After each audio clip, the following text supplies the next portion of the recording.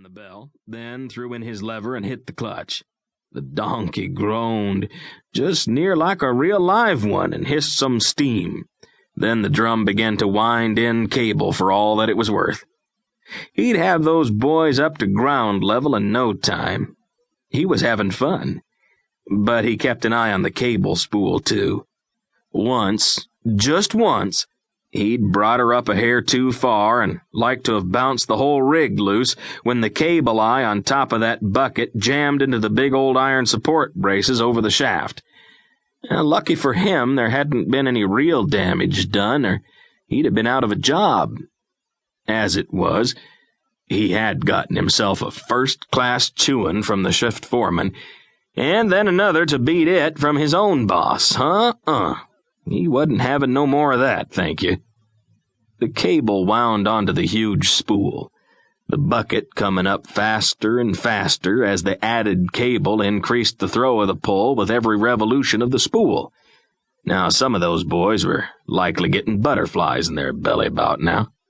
Billy Ray grinned some, judged he'd scared them just about as much as he dared, and eased off the lever in time to bring them to a nice, smooth stop at the ground-level cage.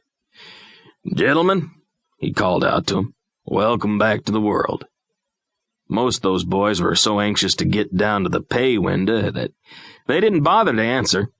Tommy Johnson, looking just as dirty and owl-eyed as Billy Ray expected, gave him a wink and a thumbs-up sign as he crawled out of the bucket and stepped across to solid footing.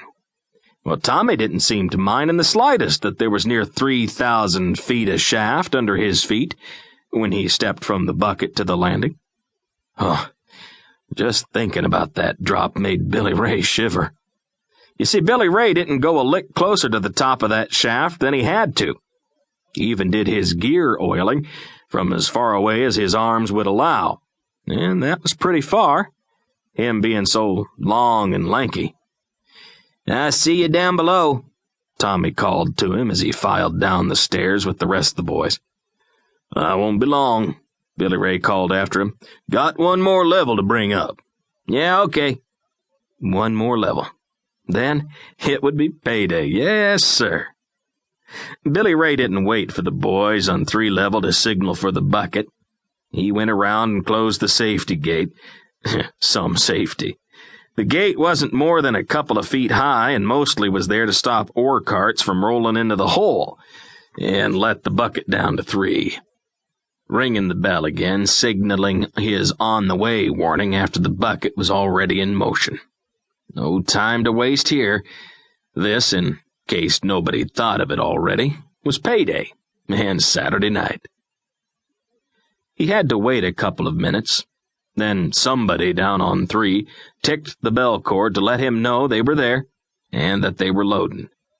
There wasn't any foreman down there with them, just 3 fellas on an extra shift doing some cleanup work in one of the old stopes. There was another short wait, and then the signal that they were ready to haul.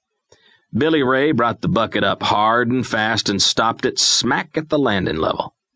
A straight-edge ruler laid off the edge of that landing would have been perfectly squared on the bucket floor. He was sure of that. One of the boys hopped out to swing the gate open, and the other 2 pushed the cart out, having to heave and wiggle it some to line it up with the tracks laid into the floor and leading over to the chute. That was the start of the separation process. From up here at the top of things, the shaft ran straight down into the mountain, and the plant ran down the outside of it. It was a right sensible arrangement.